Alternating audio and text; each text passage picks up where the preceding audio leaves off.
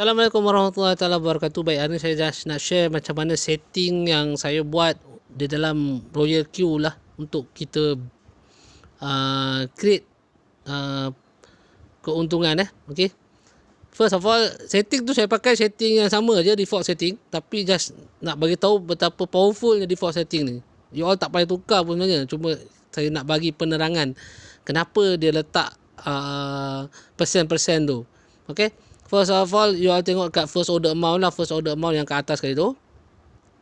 Ini Royal Q dah letak dah siap-siap 10 USDT. You all nak tukar pun boleh, tak ada masalah, ikut modal pada you all, tapi berdasarkan saya punya pemerhatian 10 USDT is better lah untuk kita pancing market sama ada turun atau naik. And then bila katakan market tengah naik, so baru kita top up lebih lah. So first order amount ni letak 10 USDT dulu. Kalau you all ada lebih lah, 1 USDT ke 1000 USDT whatever. Okay. Janji starting untuk kecil dulu. Okay. And then second kita pergi double opposition. Maksudnya kalau katakan trend tu betul-betul kuat tengah menarik, you all boleh masuk double open position. Double open position ni akan follow first order amount lah. Kalau amount tu tulis 10, kalau kita tick double open position ni, maka dia akan jadi 20 USDT. Okay. Kalau letak 20 kat first amount ni, maksud dia akan jadi 40 USDT. Okay. So yang next is number of call 7 time. Maksudnya dia adalah level of layer yang kita nak buat. Contoh setiap kali berlaku penurunan, contoh harga kita beli kat sini, berlaku je penurunan, kita ada 7 layer untuk kita buat pembelian semula. Okey. Kita boleh set lah. Detail dia kita akan set dekat bawah ni nanti, dekat turn on advanced setting. So bila kalau 7, maksudnya dia akan ada 7 lah ke bawah. Okay. Nanti saya akan cerita detail ke bawah. Okay. Next is take profit ratio. Take profit ratio ni maksudnya keuntungan yang kita nak. Bila dia cecah je 1.3% profit, so robot automatically akan close. Okay. And then earning callback. Earning callback ni contoh macam bila berlaku kenaikan lebih daripada take profit ratio yang kita nak. Contoh bila ada shoot. Ni kita punya take profit ratio 1.3%. Okay. Tapi bila berlaku kenaikan untuk jadi 2%. Okay.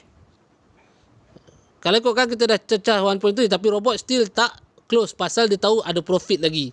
So benda tu tengah naik 2.3%. Inilah guna dia earning callback. Okay. Earning callback ni guna dia bila dia cecah 2% and then bila dia drop below dan 0.3%, automatically dia akan close. Okay. Saya ulang balik Contoh.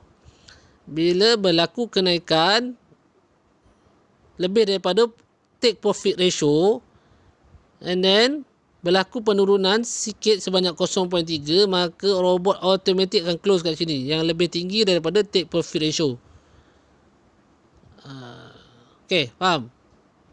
Okay. Next kita pergi callback. Apa maksud callback? Callback ni adalah dia berguna bila kita berada dekat dalam layer bawah berlaku penurunan. Contoh bila kita masuk dekat sini berlaku penurunan sebanyak katakan dia cecah first call lah. First call kita 3.3%. Okay. Bila dia bercecah ke 3.3%, dia still tak buy lagi tau. Dia tunggu ada kenaikan sebanyak 0.5%, baru dia akan masuk position untuk buy sebab dia tahu momentum tengah naik. Okay. Okay. Saya ulang lagi sekali Callback ni digunakan apabila berlaku penurunan. Contoh, kita beli dekat sini. Tiba-tiba berlaku penurunan untuk first call, dia dah jadi 3.3% kita punya first call. Kalau ikutkan turn on advance yang saya bulatkan tu 3.3%.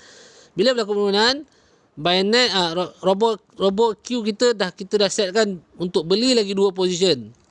Okay. Tapi dia tak terus beli tau. Dia akan tengok ada tak berlaku kenaikan sebanyak 0.5%. Sebab dia nak tengok momentum. Dia nak tengok momentum kenaikan ada tak.